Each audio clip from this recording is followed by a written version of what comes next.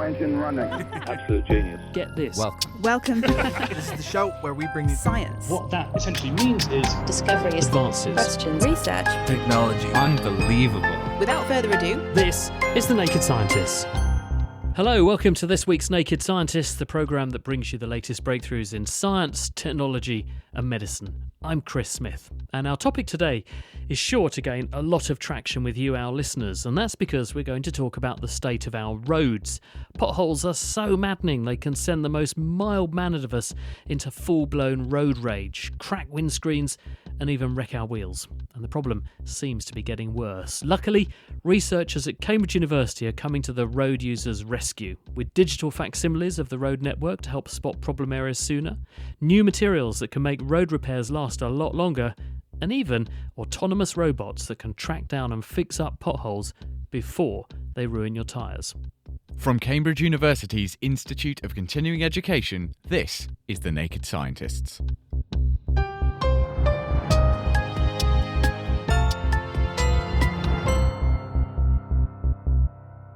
So, to begin this week, confident that they'd share our frustrations about the state of our roads, we put a call into the AA, the Automobile Association, who, among other things, campaign on behalf of road users. Naked scientist James Titko spoke with their president, Edmund King. The scale of the pothole problem is absolutely massive. At the AA last year alone, we actually dealt with 632,000 pothole-related incidents. So that's where a car has hit a pothole, it's damaged the tyre, it's damaged the wheel, it's damaged the suspension, and it can cost thousands and thousands of pounds for individuals. In fact, we looked at all the breakdowns across the year, and we actually predicted that if you looked across the UK as a whole, it would have cost drivers at least £500 million in repairs. And that can be anything from £200 for a new tyre to £4,000 for new suspension. Yeah, that's a staggering number. You've been able to reach that. And I suppose it's impossible to then calculate the cumulative disruption to people's journeys, the time lost as a result, the knock-on to the economy. That number's likely to be even far greater. Well, indeed, if you look at industry across the board, 1 in 10 people in the UK are reliant on vans for their work, for getting around, and obviously vans, like other vehicles, suffer from potholes. The other thing that actually, ironically, makes it worse is that most vehicles today don't have a spare tyre. So if you hit a pothole, get a puncture, it obviously takes longer and it is more expensive to get it repaired. Whereas in the old days, when you had a spare tyre, that could be quite a quick fix. And one of the issues is that local authorities do go out there, they do fill in potholes, but often it is just a quick fix. And it's a false economy, because if that pothole is not resurfaced properly, that pothole will appear and reappear very often. So we kind of got together with British Cycling, with the British Motorcyclist Council, and indeed some of the road repairers like JCB. And we've been calling upon government, not just for more funds, but for more permanent repairs. And there is kit out there. There's a JCB Pothole Pro that can kind of cut, clean and fill potholes in a much more permanent manner so that they don't reappear the next month or 6 months later or a year later. And that's what we need in the UK. We need a different approach to filling the potholes on our roads. It's become a very politicised issue, this, hasn't it? There's not a year goes by where the Chancellor of whatever political affiliation makes some grand pledge in the annual budget announcement to spend more money on fixing potholes, but the problem just seems to be getting worse. Well, indeed, we've had, if you look over the last 5 years, we've had various emergency pothole funds of 50 million, 100 million. Recently, the Prime Minister announced £8.3 billion would go into potholes and fixing the roads. Now, that sounds like a brilliant figure, a very big figure. But when you analyse the detail, when you break it down, you will see that is over 10, 11 years And most of the money is back-ended for the end of that period. Yes, we need more money, but the money needs to be ring-fenced. What you often find with various local authorities, they have money allocated to them from the Department for Transport, but towards the end of the year, when other services are under pressure, the road maintenance money is the first to give way, and that goes into other funds. So we want all the money that's allocated to be ring-fenced, and we also want the local authorities, the highway authorities, to look at more permanent fixes rather than this patchwork approach that doesn't really work. Edmund King from the AA. So how can technology ease the misery for road users everywhere? Well, interestingly, maybe the key to solving the problem is us road users ourselves, because these days modern cars are brimming with sensors making measurements about almost every aspect of the way the vehicle's performing, and, crucially, the condition of the road that it's driving over, how wet it is, how hot it is, and even how bumpy it is, during every journey that we make. Now, at the moment, all this data resides with the car manufacturers, but researchers like Cambridge University's Ioannis Brilakis are working on ways to marshal that data into forms that can be used to keep roads in better shape going forwards. This is the Digital Roads of the Future project, and the vision is to create a digital twin of the road network, updated constantly by data from drivers, and used to spot the areas where potholes and other defects are beginning to develop and need attention before they become a major problem. Mercedes is already doing this quite effectively. They have contracts in place with the Netherlands and Sweden, and recently with the TfL, to provide such information to the whole country in the case of Netherlands and Sweden. But the rest of the car sector is waking up to this, and we can see Jaguar, Land Rover, Ford and other businesses trying to get into that functionality. Is this part of their business model then, where previously their business was they made a car and sold it to you and made money once and then made some money out of spare parts and a bit of servicing? Now they've got this amazing sensor network on wheels. Is that where it's going? Yeah, I think Elon Musk showed the way when it comes to this by effectively positioning Tesla as a data company.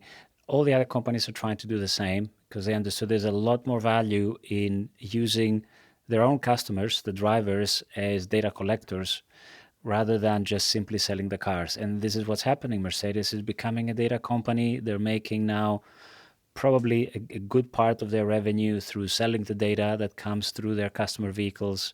And this is only going to grow. How much data are they collecting? If I remember well, it depends on the car company, but from what I know from Mercedes, it's about 25 gigabytes per hour per vehicle. Of course, this is not all stored. Only the useful extracted information is sent onto a Mercedes cloud, and then Mercedes sections off that information into different categories and sells that as separate packages. And is the world ready to receive this sort of information? Because that's one of the other projects that you've been working on here at the University of Cambridge, isn't it? That all this data can only be used if we've got a way of deploying it and interpreting it. That's where we started with the Digital Roads program. Going back to the example we've used, Mercedes, they are producing all this data, but our strategic road network, National Highways, is simply not able to receive it. And this is because of the growing gap between the technologies on cars and the car industry versus the technology on the infrastructure side. If we think about it, since the 1980s to today, cars have evolved from mechanical pieces to sensors on wheels, whereas infrastructure is still just as dumb as it used to be 40 years ago. Well, that doesn't fly. It doesn't work in the future. If we want to create modern infrastructure that's suitable for autonomous vehicles, we need to make the jump on the infrastructure side as well. Government can help by creating the kind of data set that can help all the car companies at the same time, digital twins. The biggest value of digital twins is forecasting and forensics, looking back in time and looking forward in time. As I'm driving my car, I want to anticipate, predict, understand what might happen in the next 5 seconds, 10 minutes as I drive ahead. And so if the car is reporting to the cloud that the road is slippery and it is wet and it is nighttime, then the cloud can look at that information, run a simulation and say that given this information, you need to slow down, otherwise you have a very high chance for an accident. So will your ultimate product be something that can marshal all of this data, put it into a format that then anyone can use in the way you've been describing? So you're the sort of middleman here. I could be wrong, but if I recall correctly, the data set that National Highways currently has a value of well over 40 or 60 billion pounds. And we need to unleash the power of that data set. We need to get to a point where this is not all hidden for the use of very few people, but is actually become public, like the infrastructure, the physical infrastructure is public for everyone to benefit. That's what we're trying to enable. In our use case, following the maintenance path, we're trying to leverage the value from the inspection from the cars into the digital twins, make predictions based on the information we receive. For example, if we have a really large pothole, that's a safety risk, we need to fix it right away. Whereas if it's a little crack, that's something we can then put in next year's maintenance schedule. Ioannis Brilakis there from the University of Cambridge. And stay tuned to hear how James got on exploring on his own 2 feet the digital twin that Ioannis and his team have developed with their data.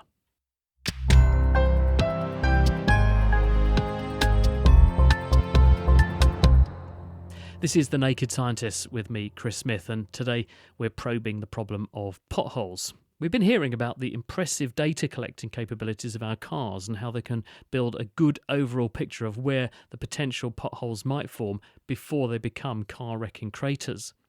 But while better identifying damage to the roads will be a great help, it's pointless if we don't have the means to repair roads properly as well. And this is where our next guest and her team come in. Abir Al-Tabar is based at the University of Cambridge's engineering department. She's trying to find ways to solve 2 sets of problems. The short-term issue of how to repair potholes right now and in a way that lasts for a reasonable length of time by improving the materials we work with. And she's also got researchers working on ways to make surfaces more resilient in the future by embedding sensors into roads so they can self-report on their status. And they're even looking at implanting radiators to keep road surfaces warm in winter so they don't crack in the first place. And that saves money on salt, grit, and repair materials. But what's the bugbear we're all worried about? A pothole is damage that is caused in asphalt pavements because it occurs when you get freezing and thawing, and normally water will get into the asphalt either through cracks or from the soil underneath. That will expand. The asphalt will also expand, and then the next morning when you get the thawing, it will move down or contract, and that repeated process will eventually make the crack form into a pothole. Normally you see the pothole growing quickly because of traffic. And is that just because once you've broken down the integrity of the road surface, it's just weak and there's not so much binding things together? Yes, that's the problem with asphalt, is the weak bonding between the aggregates. So the black stuff is basically bitumen, which comes from petroleum. And that's the binder, that's what's sticking it together. Correct. Is asphalt the majority of what we use? Correct. Most of our roads are asphalt pavements, particularly local roads. On the motorways, a number of these are concrete, but even at that national level, I believe only 4% of the strategic road network is concrete. And are they equally susceptible to potholes, or is one worse than the other? Definitely one is worse than the other. Potholes only occur in asphalt pavements. Concrete is far more durable and resilient. Concrete is a lot more expensive, takes much longer to build, but mostly it is much noisier. Noise is a big problem on concrete roads. So our challenge at the moment then is that the vast majority of our road stock is made of asphalt, is susceptible to potholing, has got bad potholing, and therefore is in dire need of repair. Yes, that's correct. My name is Damien Palin. I'm a senior researcher here at Cambridge working with Abir. We're looking at various strategies to enhance the performance of existing road materials on the road network. Abir told us that in asphalt there is a binder, the tar, the bitumen that sticks everything together, and then stones, hard bits. What can you add then that makes that a better and more resilient road surface than what we have already? One of the kind of what you might call a low-hanging fruit option is to add fibres. By adding fibres to the bitumen, you can improve its fatigue performance. When you say fibres, do you mean things like threads of cotton, that kind of thing, that sort of scale?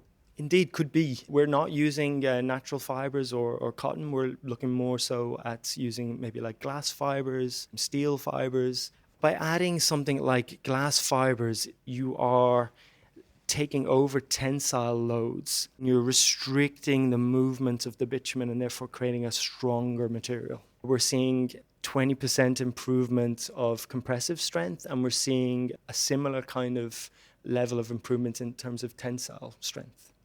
The thing that really bothers the people who have to repair roads, and critically the people who have to pay for people to repair roads, is the bottom line. What does this add in terms of cost, and what do you recoup through not having to repair quite so often if this does what you think it's going to?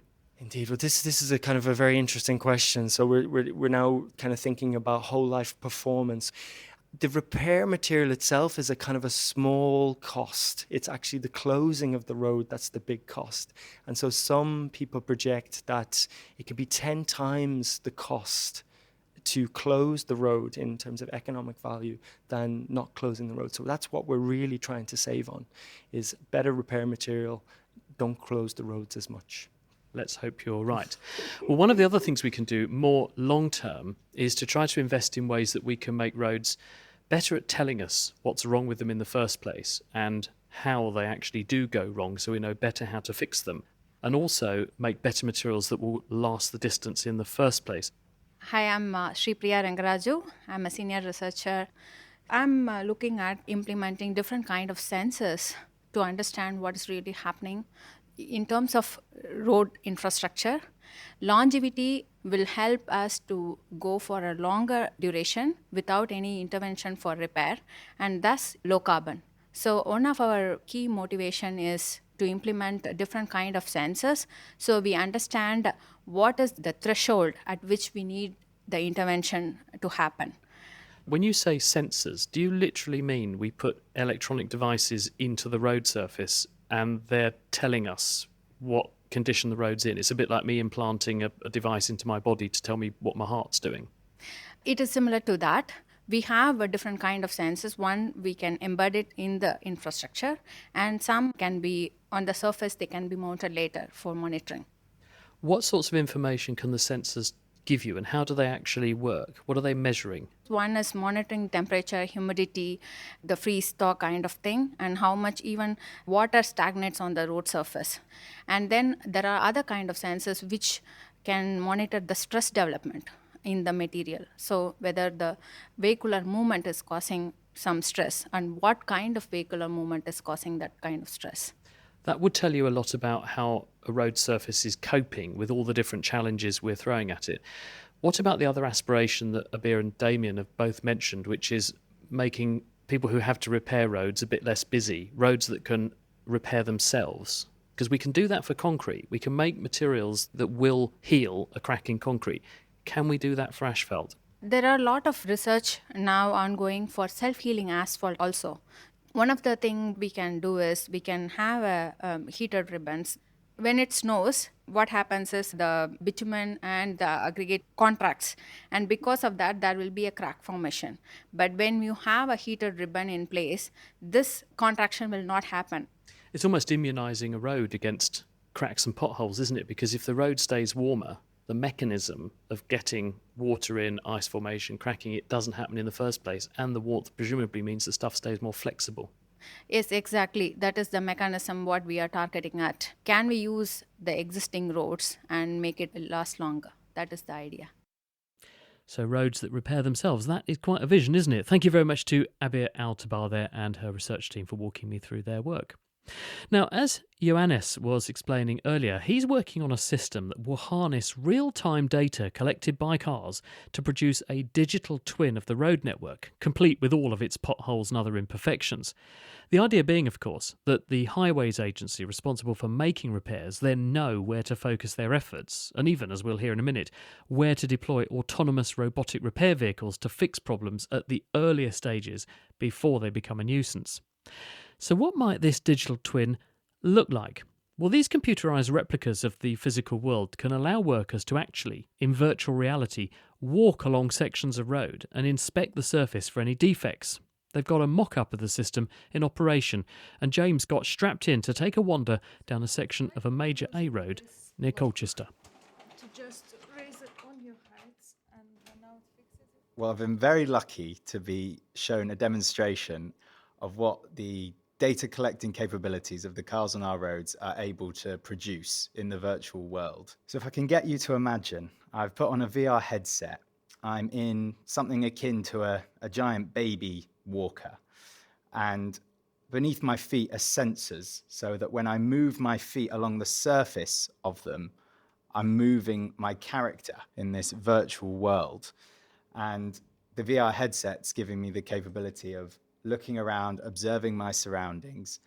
In this particular demonstration, I'm on a stretch of the A12 where there are a number of points of data interesting to national highways, I expect. There's information about a pothole that's formed in this part of the road.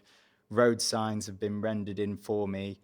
And as I look around and explore this virtual reality, I'm starting to get to grips with what the sensors on wheels, as they've been described to us, are actually able to give the companies for their repair purposes, etc. I can run around without getting run over as well. There's no cars on the road, which is a blessing, to be honest, because I don't think I'd survive long out here.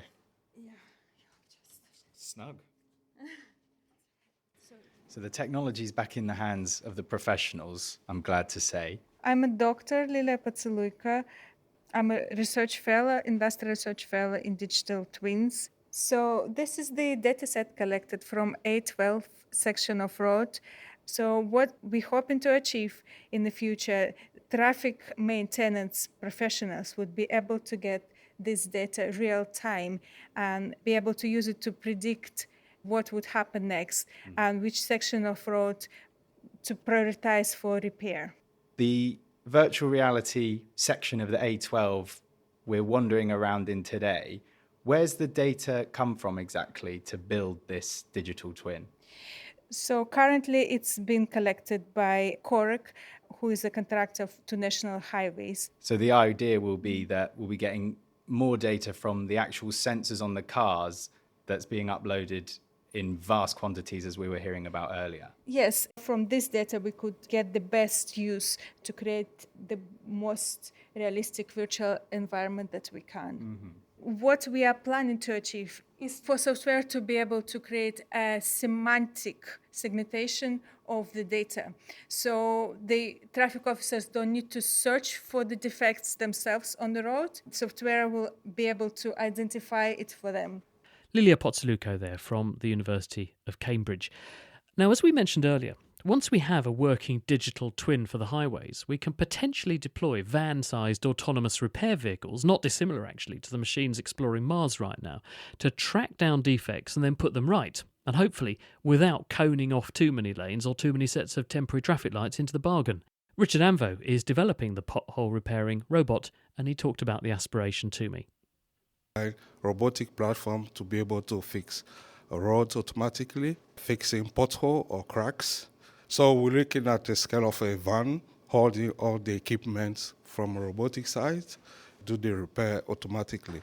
I suppose it must be similar to the sorts of problems that are being solved to explore Mars. We've got autonomous vehicles following instructions, but they're largely self-directed, going and doing things to a surface, drilling, taking samples and so on.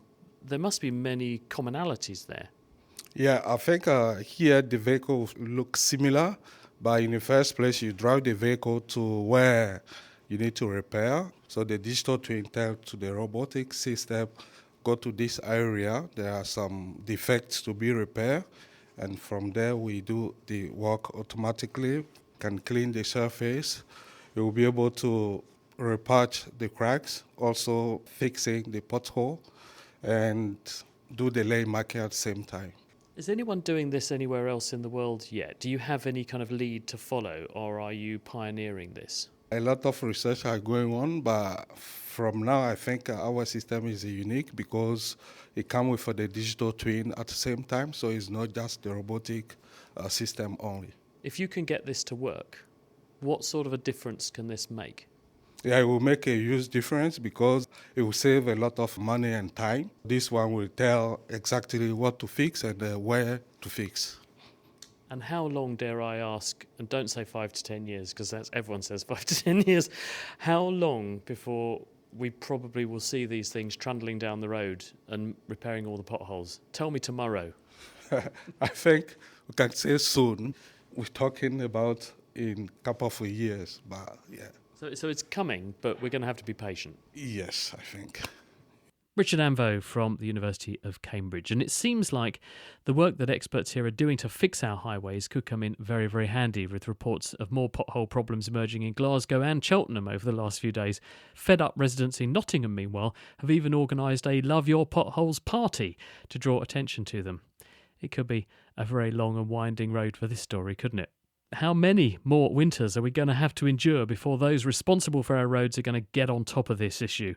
When will the long-term science-driven strategy that delivers roads resistant to the constant re-emergence of the same potholes finally come into force? Well, hopefully we've given you some reasons to be relatively optimistic about a world without potholes, but we are going to have to be patient. Let's hope, with spring signalling the end of the pothole season for 2024 here in the UK, it's not all blue sky thinking.